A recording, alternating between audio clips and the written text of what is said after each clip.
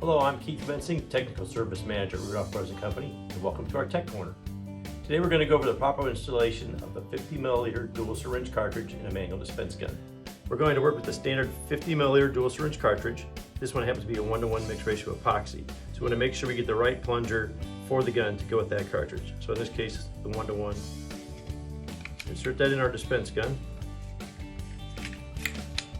Plus the plunger's all the way back. Insert the cartridge.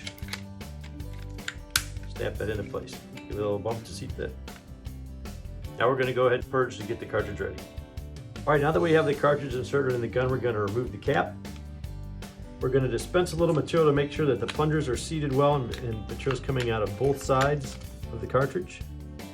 We're going to plunge a little material out of the cartridge so we can see both the black and the white material coming out. We can go ahead and attach our static mixer, which is just a simple quarter turn, bayonet style.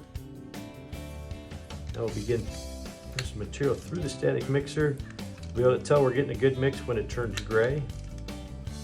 And then we're going to dispense a bead about the length of the mixer to know that we have good material coming out of the dispense gun. We're ready to go. Now before we get rid of this piece of cardboard, we're going to want to mix up that excess that we purged out so that it will cure up and can be disposed of properly. For more information, visit rudolphbros.com.